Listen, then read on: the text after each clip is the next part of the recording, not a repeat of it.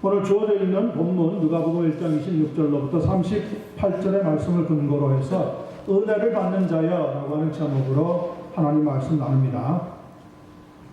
우리 옛말에 원수는 물에 새기고 은혜는 돌에 새기라 하는 말이 있습니다.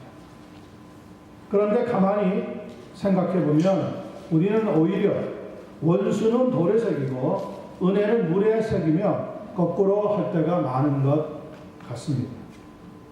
신앙생활에 있어서 잊어서는 안 될 소중한 하나님의 은혜를 만약에 물에다가 새기듯 금방 잃어버린다면 우리는 신앙생활에서 실패하고 말 것입니다.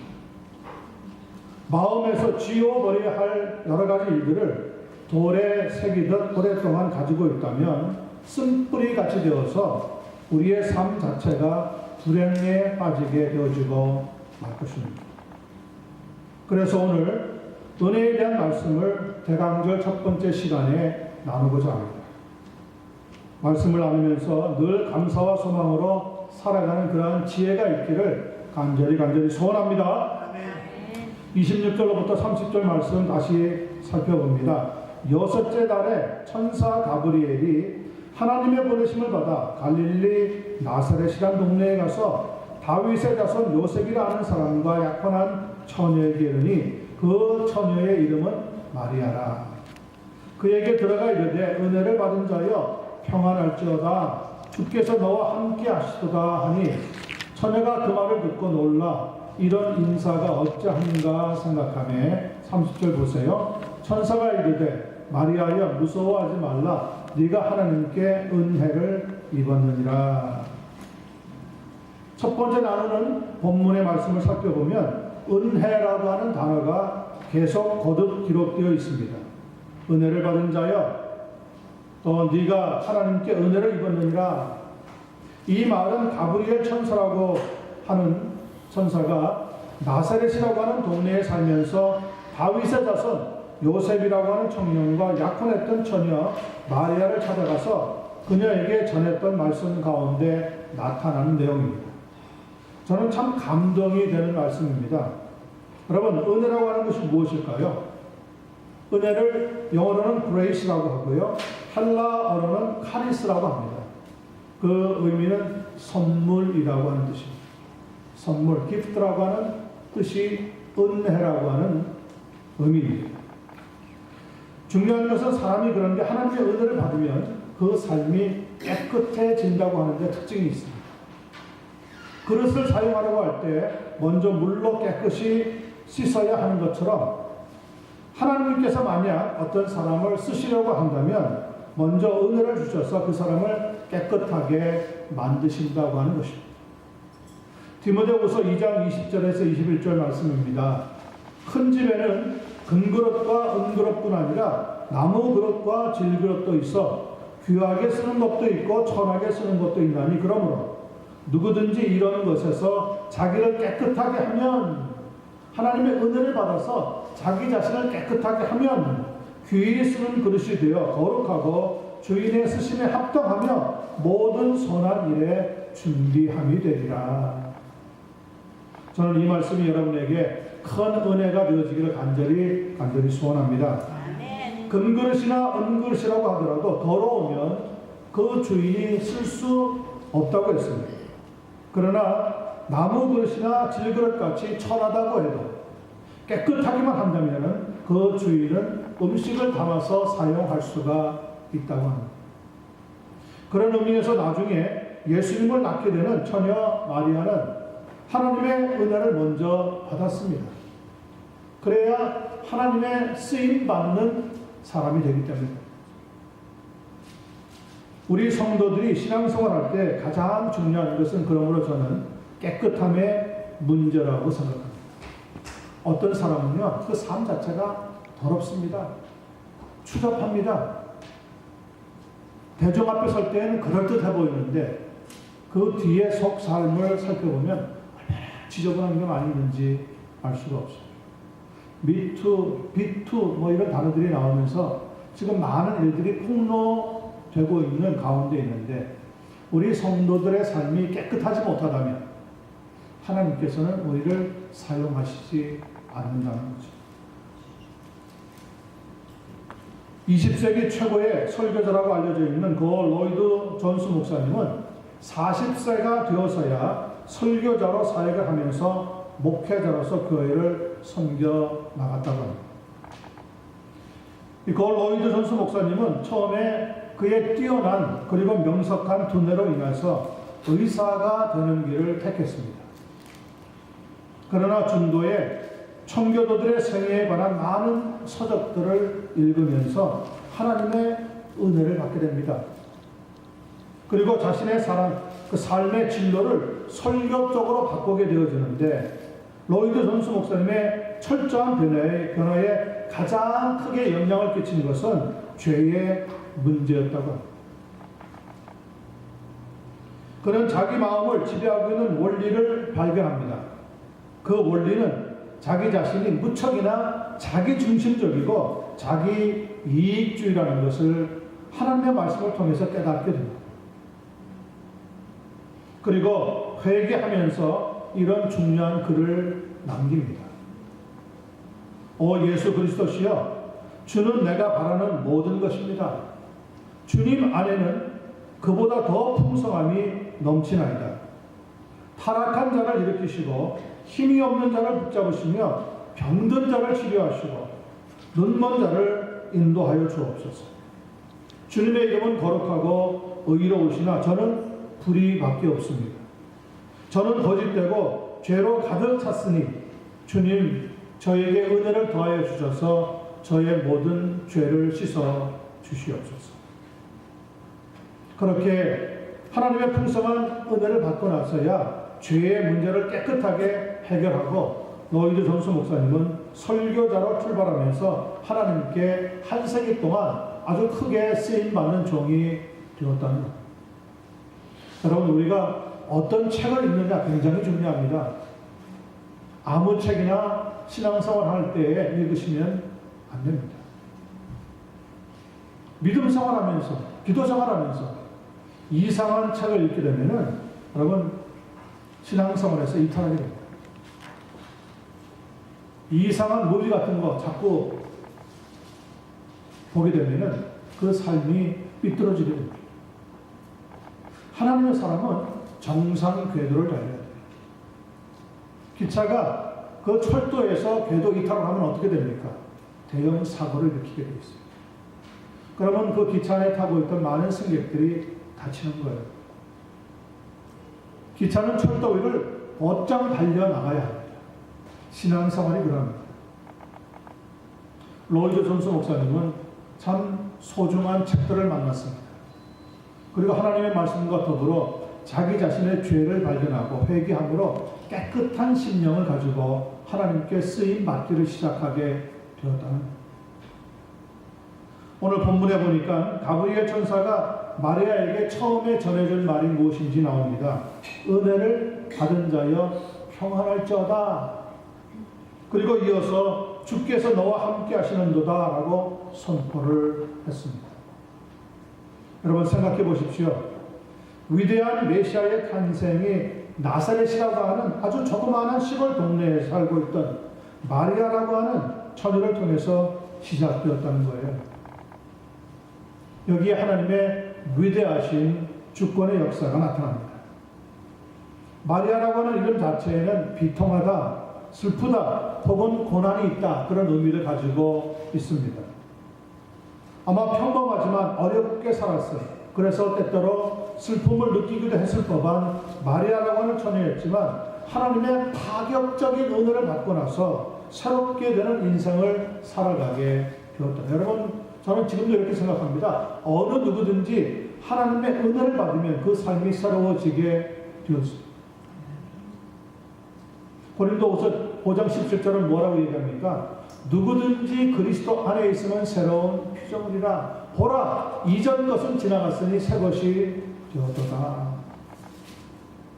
If anyone who is in Christ, he is becoming a new creation. 예수 그리스도 안에서 하나님의 은혜를 받으면 누구든지 새로운 인생을 살아가게 된다는 거예요. 마리아는 그리고 나서 예수님을 낳았다고 하는 사실 때문에 그녀의 이름이 온 세계적으로 가장 유명한 이름이 되었습니다. 나사렛이라고 하는 지역 역시 유대 나라에서 아주 조그마한 시골 촌 동네였지만은 지금은 모르는 사람이 없을 정도로 유명한 동네 이름이 되었습니다.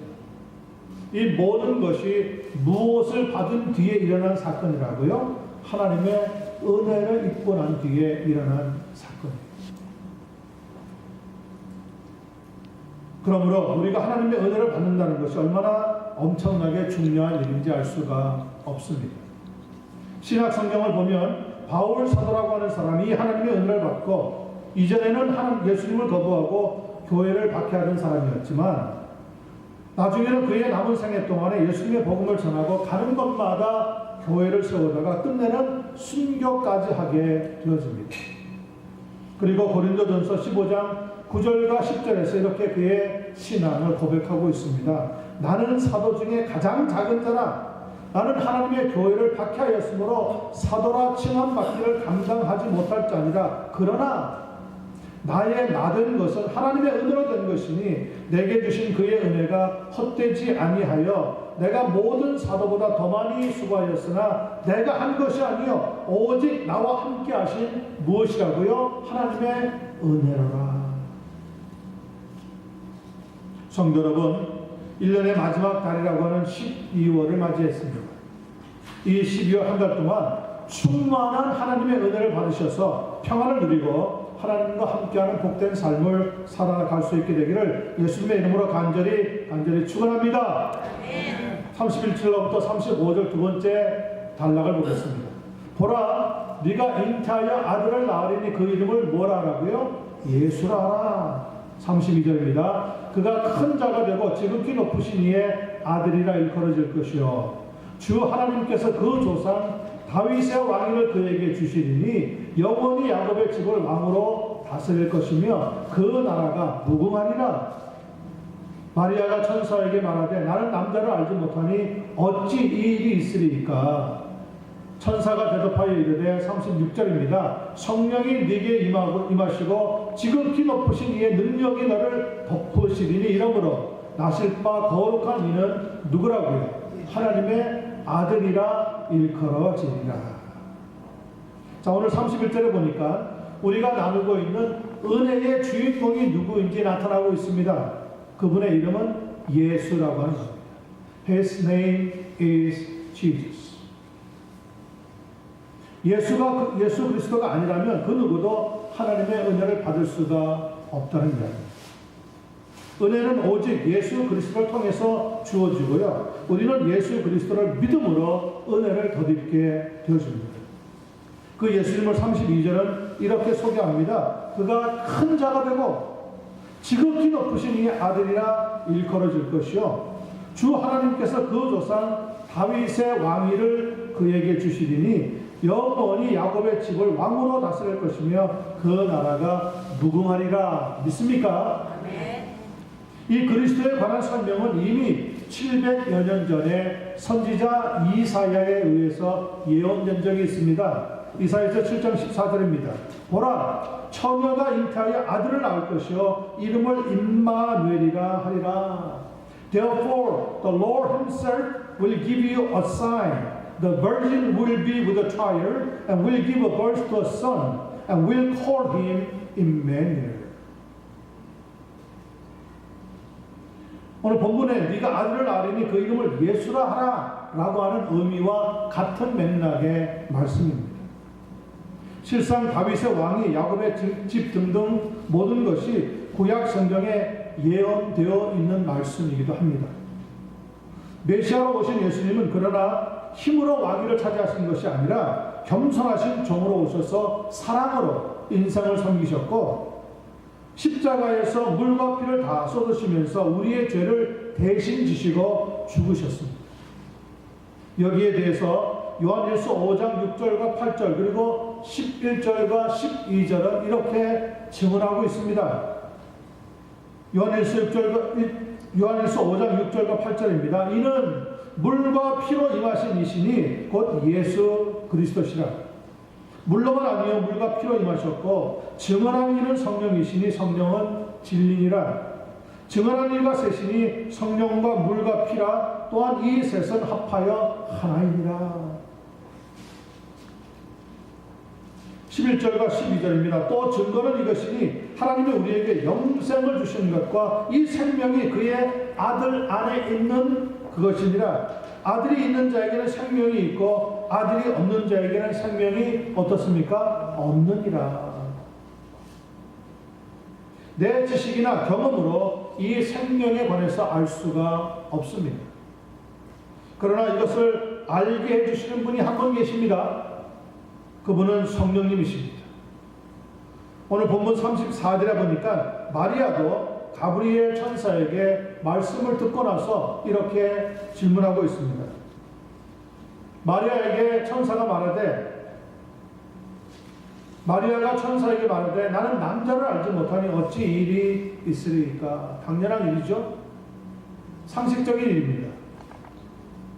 그런데 35절에 보니까 천사는 이렇게 대답합니다. 성령이 네게 임하시고 지극히 높으신 이의 능력이 너를 덮으시리니 이러므로 마실 바 거룩한 이는 하나님의 아들이라 일컬어지리라.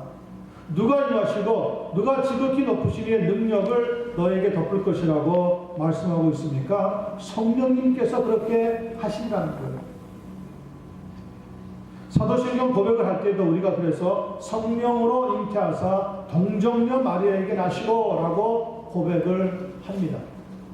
성령님이 우리에게 예수 그리스도가 메시아라는 것을 알게 해주시고 아들 안에 있는 그 생명에 대해서 알게 역사해 주시고 있다는 거죠. 우리의 머리는 안 됩니다. 성령님이 도와주셔야 합니다. 내가 잘나서 자랑할 것이 있어서 혹은 공로를 세워서 영생을 얻을 수 있다면 그것은 이미 은혜가 아닙니다. 그런데도 불구하고 하나님께서는 우리를 마음에 들어하셔서 복을 주시고 영생을 주시기로 했다면 바로 그것이 은혜라고 말씀드릴 수 있다는 겁니다. 웨스트민스터 신앙고백의 7항 3번을 보면 둘째 계약, 즉 은혜 계약에 대하여 설명해보라 하는 그런 질문이 있습니다. 그리고 거기에 대한 대답은 이러합니다. 인간이 타락한 후에 인간 스스로 영생을 얻을 수 없으므로 예수 그리스도를 믿는 믿음을 통하여 값없이 영생과 구원을 얻을 수 있다는 하나님의 약속이 은혜입니다. 누구를 통하여서 영생을 얻을 수 있다는 약속이요? 예수 그리스도를 통하여 그분을 믿음으로 그분으로 말미암아 영생을 얻을 수 있다고 하는 약속, 그 약속을 준 것 자체가 은혜라고 설명하고 있습니다.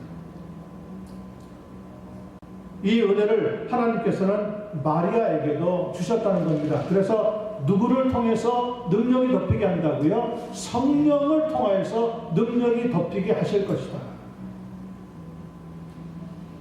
하나님께서는 벌써 오래전부터 마리아가 누구인지 알고 계셨습니다. 그리고 또 마리아를 사랑해 주셨습니다. 아마 마리아가 세상에 태어나기 이전부터 하나님께서는 마리아를 알고 계셨고 마리아와 함께 하셨을 겁니다.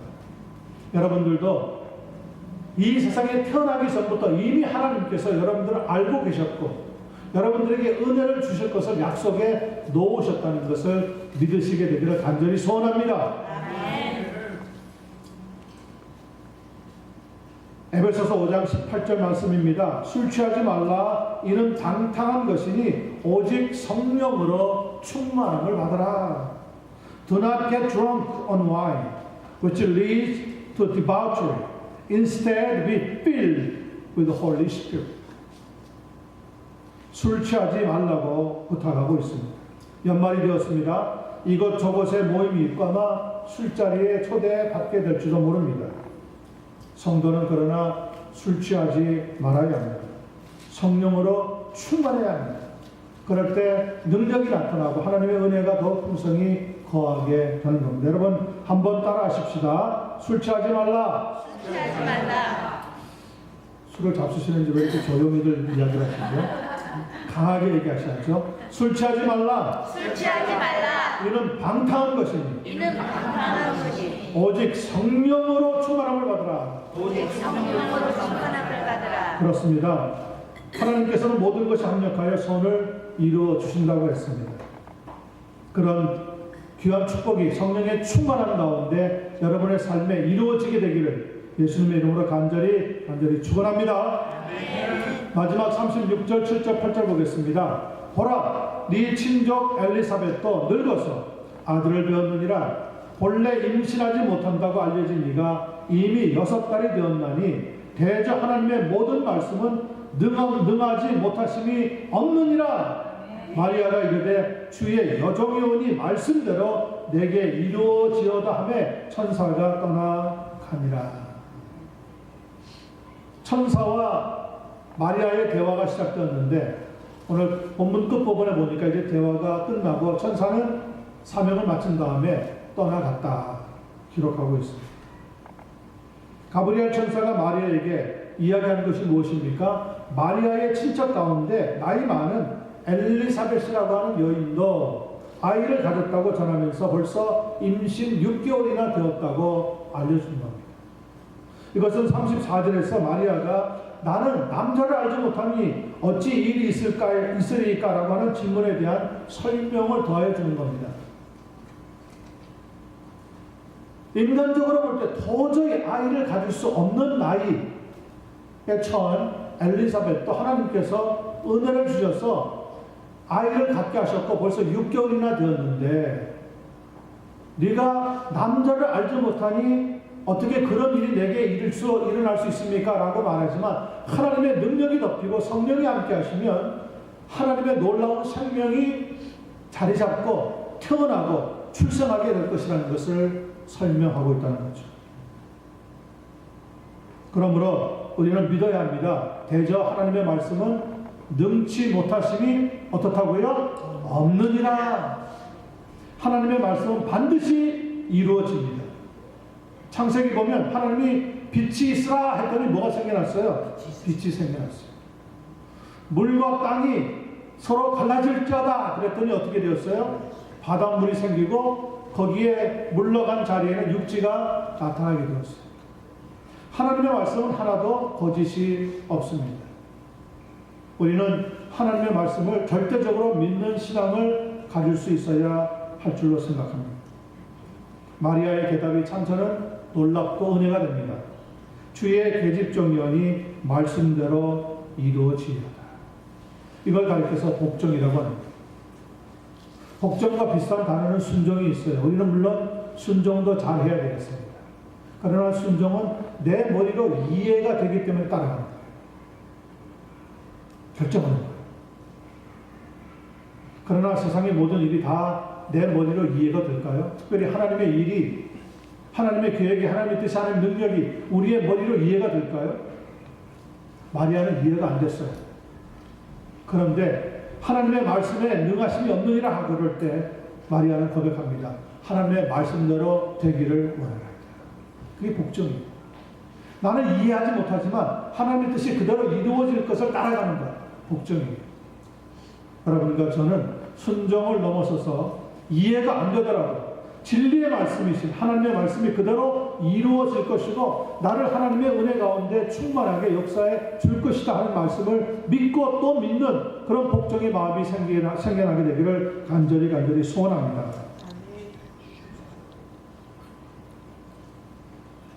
제가 언젠가 신학교에서 비교 종교학을 가르치는 게 있습니다. 이 비교 종교학이 무엇이냐면 기독교, 불교, 회교, 힌두교, 유교와 같은 여러 큰 종교들을 상호 비교하는, 그래서 연구하는 학문을 말합니다. 이것은 예수님을 믿는 사람이 공부하고 연구할 수도 있고 안 믿는 사람이 공부하고 연구할 수도 있는 그러한 학문입니다. 영어로는 comparative religion이라고 해요. 비교 종교학. 특별히 이러한 주제를 가지고 여러 신학자들이 모여서 각각 종교들을 상호 비교한 다음에 그러면 이런 종교에 비해서 기독교가 가지고 있는 독특한 성격이 무엇일까? 기독교만이 가지고 있는 고유한 성질이 무엇일까를 토론을 했다고 합니다. 그 중에 몇 가지 결론이 났는데 첫 번째는 하나님이 사람이 되신 사건, 즉 성육신 사건은 참 기독교만이 가지고 있는 독특한 것이다. 인카네이션, 어떻게 하나님의 사람이 되시느냐. 대부분의 종교는 사람이 어떤 도를 넘어서 신의 경지에 올라가는 것을 많이 가리키는데, 기독교는 유독 하나님이, 그 높으신 위대한 하나님이 비천한 사람이 되셨다. 인카네이션, 참 독특한 사건이다 설명을 했습니다. 두 번째, 기독교의 독특함은 예수님께서 사흘 만에 죽으신 뒤에 부활하셨다는 거예요. 사람들의 뇌리에는 사람이 한번 죽으면 끝이다, 혹시 죽었다가 되살아나는 사람이 있지만 그것은 완전히 죽은 것이 아니라 숨이 끊어진 다음에 다시 소생하는 사건이지, 죽은 지 3일이나 되고 4일이나 되어서 죽은 냄새가 나는데 그런 사람이 살아난다는 것은 그것은 불가능하다. 그런데 성경에는 예수님은 죽은 지 사흘 만에 죽은 자 가운데서 다시 살아나셨다. 참 독특한 resurrection, 독특한 사건이다. 거기까지 인정을 했습니다. 그리고 나서 더 기독교에는 다른 종교와 비교해서 더 독특한 것이 없는가 토론을 하는데, 토론의 주제가 잡히질 않는 거예요. 근데 그 중에 지금은 세상을 떠났지만 어떤 신학자 한 분이 앉아 있다가 이렇게 대답을 하더랍니다. 기독교의 독특함은 여러 말로 설명할 필요 없습니다. 딱 한 가지입니다. 제가 생각할 때는. 그러니 많은 신학자들이 물어보는 겁니다. 아니 무엇이 가장 독특합니까? 기독교의 독특함은 하나님의 은혜에 있습니다. 신학자들이 충격을 먹었어요. 평범하게 우리는 그냥 은혜라는 얘기를 자주 하는데, 하나님의 은혜, 이것이 기독교가 가지고 있는 가장 독특한 것입니다 라고 주장한 신학자가 누구냐? C.S. 루이스라고 하는 사람. 그러고 보니까 여러분, 기독교는 하나님의 은혜가 아니고는 성립이 될 수가 없습니다. 기독교는 사람의 모임이 아닙니다. 사람이 모여있지만 우리 가운데 누가 함께 하셔야 됩니까? 하나님이 함께 하셔야 돼요. 성령이 함께 하셔야 돼요. 그렇지 않으면 아무리 많은 사람이 모여도 그것은 하나의 모임이지 예배가 될 수가 없습니다. 그런데 우리가 모인 이 예배를 통해서 하나님께 올려드릴 때 하나님은 그 예배를 기쁘게 받으시는 거예요. 무엇으로 인하여서요? 하나님의 은혜로 인하여서. 여러분의 삶이 오늘 건강하게 살아갑니다. 내일 건강할 수 있다고 장담할 사람은 아무도 없습니다. 지지난주 수요일날 장례식을 치렀지만 우리 그 정연한 성도님 1년 전반에도 자기는 모든 암의 고통에서 회복되어서 건강하게 살아갈 것을 확신하고 있었습니다. 그런데 갑자기 다시 암이 재발해버렸어요. 그리고 채 1년이 안 되어서 결국 하나님의 불신을 받고 세상을 떠났습니다.